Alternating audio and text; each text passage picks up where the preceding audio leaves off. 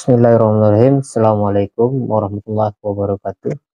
Bertemu lagi dengan saya Firman Panipahan di YouTube channel Firman Panipahan.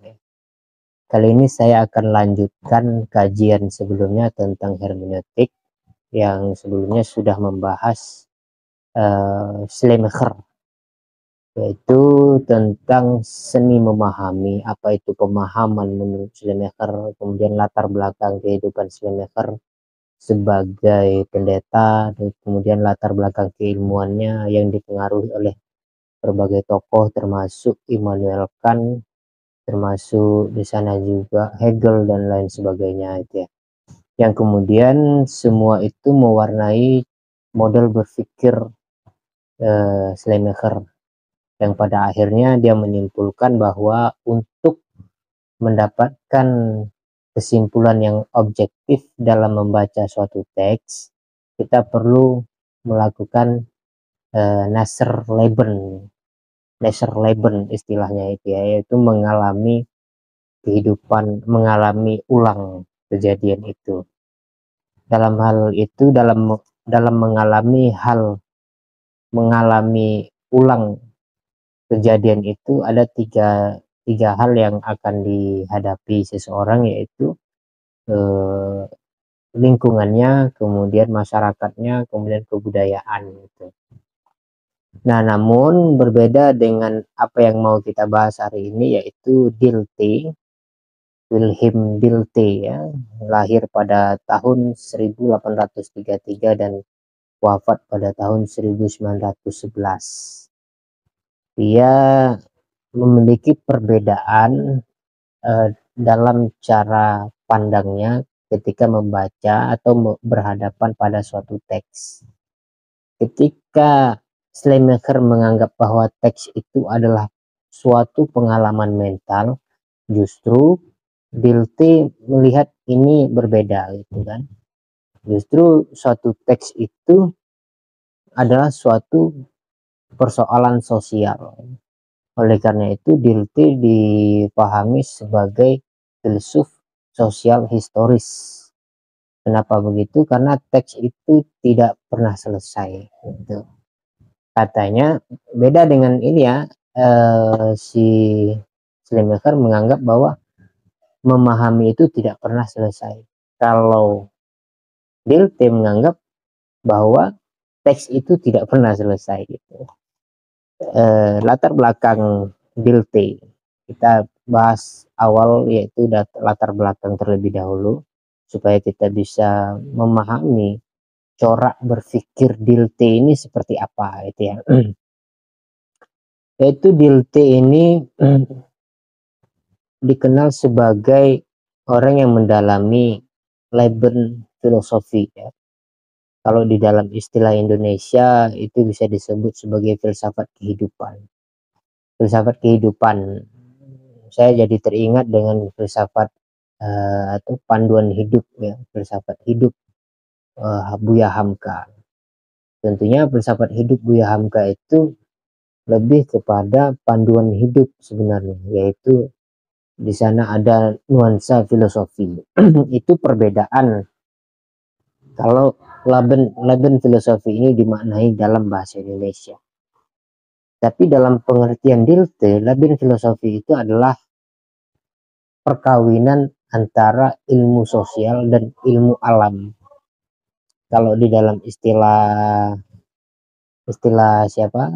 Dilthey itu disebut Naturwissenschaften, itu ilmu alam, natur ya. Kemudian yang kedua Sozialgeisteswissenschaften, yaitu ilmu sosial. Nah, perkawinan kedua inilah yang disebut oleh Dilthey sebagai Leben filosofi.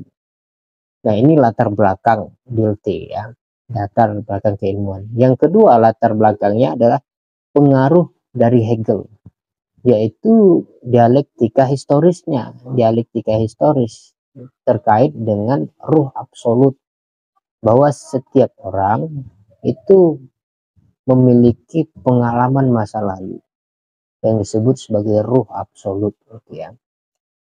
Apakah seseorang bisa lepas dari pengalaman masa lalu? Ya tidak bisa.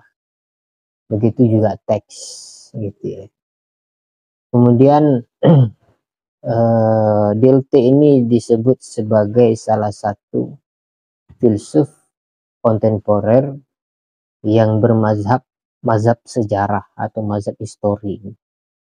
Makanya sangat kental sekali pengaruh Hegel itu. Pengaruh Hegel itu dialektika Hegel ya, yaitu tesa, antitesa dan sintesa itu. Nanti kerangka ini digunakan oleh Dilthey dalam membaca suatu teks yang tidak selesai itu. Nah, itu terkait latar belakang. Sekarang kita masuk kepada ranah konsep. Konsep yang paling sering dibicarakan orang tentang Dilthey yaitu Exclaren dan Verstehen. Apa itu Exclaren dan Verstehen ya? Exclaren dan Verstehen ini digunakan oleh Dilthey sebagai metode ilmiah atau disebut nanti sebagai histori, sosial histori. Dalam apa? Untuk membedakan cara kerjanya antara objek dan realitas. Untuk melihat objek itu, untuk melihat objek dengan Exclaren Verstehen itu. Di mana sih sisi temu dan sisi perbedaan antara Naturwissenschaften dan Geisteswissenschaften itu, atau ilmu sosial dan ilmu alam.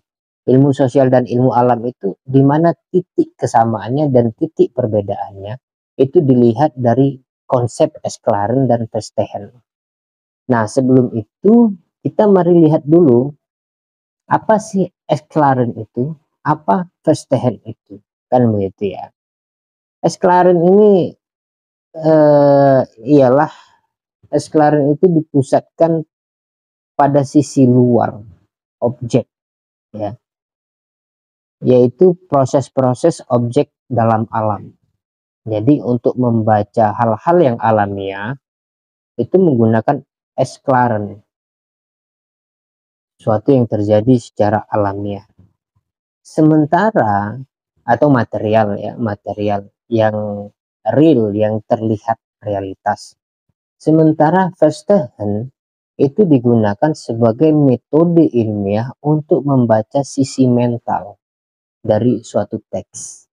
Nah, inilah kedua hal ini yang kemudian digabungkan untuk melihat satu teks, bahwa di dalam satu teks di situ ada materi, di situ ada histori.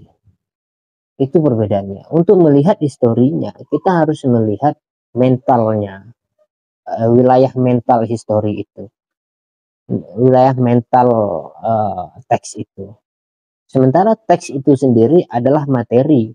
Untuk memahaminya, kita menggunakan Exclaren.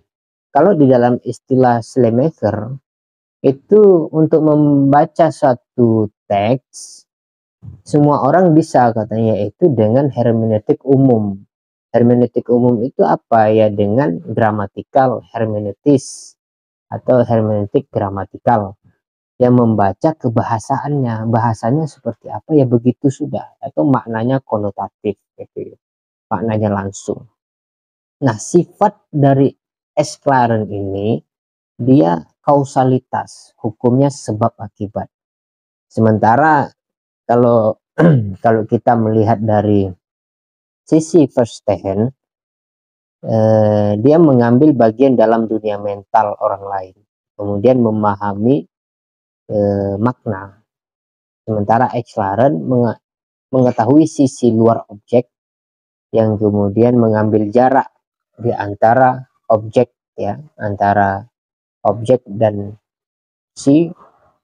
mengambil jarak dengan objek gitu ya, yang kemudian analisisnya adalah kausal gitu. Nah, begitu perbedaan antara Exclaren dan Verstehen, tapi kedua hal ini tidak bisa dipisah gitu, karena dunia mental itu tidak mungkin lepas dari dunia materi. Dunia materi itu pasti terdapat di dalamnya dunia mental. Kenapa? Karena manusia dan seluruh alam ini itu termakan oleh sejarah. Sejarah itulah yang disebut mental. Tuh. Nah, kita itu konsep Esclaren dan Verstegen ya, dalam pembacaannya itu. Nah, untuk memahaminya lebih lanjut, kita perlu mengetahui apa sih yang disebut dengan konsep dunia sosial historis itu, gitu kan. Untuk memahami dunia sosial historis ini, eh, perlu kita bedakan antara teks, tulisan ya, tulisan atau ucapan dengan manusia. Kedua-duanya adalah teks. Kedua-duanya adalah teks. Sebelumnya tadi saya sebut bahwa Dilthey menyebut teks itu tidak pernah selesai karena dia terus bergerak. Yang disebut teks yang terus bergerak itu adalah manusia. Karena dia hidup di dalam, karena identitasnya tidak pernah selesai, dia terus menerus. Kecuali dia sudah mati. Kalau dia mati maka teksnya selesai. Maka di situ kita bisa menganalisis secara keseluruhan. Tapi selagi manusia itu hidup, yang bisa kita analisis adalah masa lalunya. Nah, itu. Kita merekognisi ya, atau mereproduksi dari masa lalu ke depan gitu. Nah, sementara tulisan atau tulisan itu adalah teks yang sudah selesai yang bisa kita lihat itu. Keduanya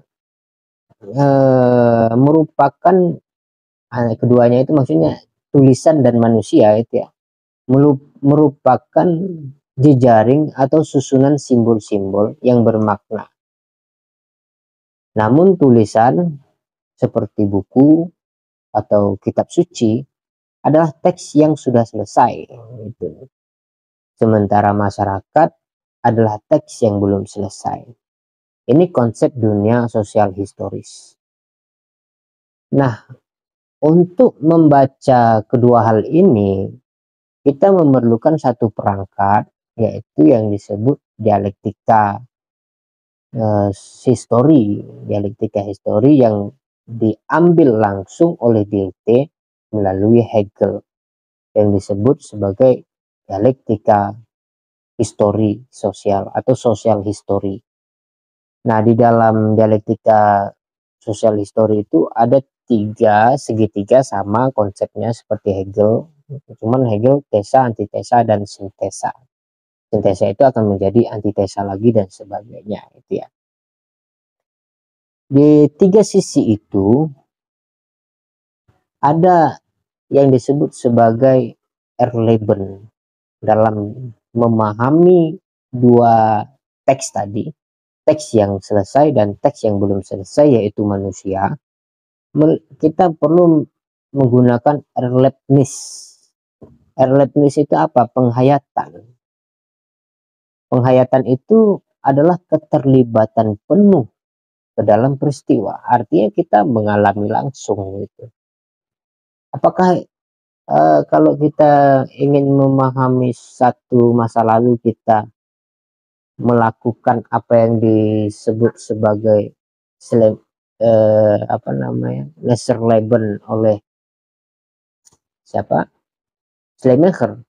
Berbeda hal itu ya. Mengalami ini artinya kita hanya melakukan penghayatan. Penghayatan dalam pengertian adalah interpretasi, bukan mengalami kembali.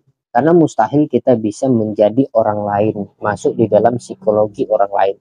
Itu kata Dilthey. Nah, itu Erlebnis. Kemudian setelah itu, di dalam teks itu ada ungkapan. Baik itu ungkapannya bersuara ataupun tidak bersuara. Ungkapan itu adalah segala sesuatu yang tertangkap oleh panca indera. Maka untuk melihat ungkapan itu, kita tidak bisa melihat itu sebagai suatu yang alami begitu saja. Karena ungkapan atau abstrak itu abstrak yang disebut oleh Dilthey adalah merupakan ekspresi penjawantahan manusia dalam bentuk produk penghayatan atau melampaui dunia mental atau pikiran. Jadi dia melalui pikiran kemudian ke dunia mental dan baru ada ekspresi. Ekspresi itu bukan spontanitas begitu saja. Dia melalui proses yang cukup panjang. Itulah yang disebut oleh Dilthey ekspresi. Jadi teks itu ketika dia berekspresi, mengucap atau berucap dan kita menangkap ucapan itu, baik melalui pemahaman kita melihat tulisan di dinding misalnya. Ketika kita baca tulisan itu, maka seketika itu tulisan itu juga berucap atau berekspresi kepada kita. Nah, ekspresinya itu bisa kita bayangkan bahwa teks itu dia berekspresi melalui sebuah pikiran, kemudian melampaui suatu mental dan ada ekspresi yang lalu kita tangkap. Nah, itu yang disebut kemudian ruh absolut. Ada sesuatu di belakang teks itu. Itu ekspresi. Jadi ekspresi kita tidak bisa pahami begitu saja. Kita harus tahu apa yang disebut sebagai ruh absolut. Makanya sebelum kita mempelajari Dilthey ini, kita harus mempelajari Hegel, dialektika Hegel itu. Nah, yang terakhir adalah Verstehen, yaitu memahami. Setelah kita melakukan penghayatan, kemudian turun sisi kanan ada ungkapan atau abstrak itu, yaitu ekspresi yang keluar dari teks. Kemudian kita mendapatkan sebuah pemahaman. Nah, bagaimana pemahaman itu? Pemahaman itu paling tidak ada 3 tahapan. Yang pertama yaitu sebagai proses kognitif dan reflektif. Ketika kita menangkap satu ucapan dan kita langsung memahaminya begitu saja, itu yang disebut pemahaman kognitif reflektif. Refleks. Ketika kita melihat perempuan menangis, udah di dalam pikiran kita perempuan itu sedih. Kan gitu. Itu yang disebut Verstehen. Itu tahapan pertama. Namun tahapan selanjutnya untuk memahaminya lebih dalam, kita harus memahami bahwa pemahaman itu adalah proses yang terus tumbuh gitu. Dia bagian dari kehidupan sehari-hari. Dia bagian dari kehidupan sehari-hari. Pengalaman maksudnya. Nah, yang ketiga, memahami itu bukan mengambil jarak di antara kita dengan objek gitu ya, atau kita mengobjekkan sesuatu, akan tapi justru sebaliknya gitu. Kenapa begitu? Karena makna telah tersedia untuk diakses. Saya ulangi ya. Ini agak sulit ini memahami pada tahap ketiga. Kita tidak boleh mengobjekkan sesuatu di dalam proses pemahaman itu. Kita membuat jarak antara kita dan objek.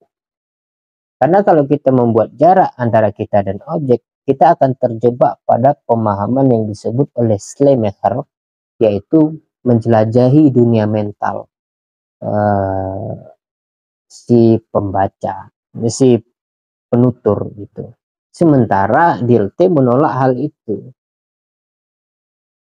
Yang kita lakukan adalah kita menjadi bagian dari apa yang kita alami, apa yang disebut sebagai pengalaman itu adalah pemahaman yang terus bertumbuh. Begitu. Jadi kita tidak membuat jarak antara kita dan objek.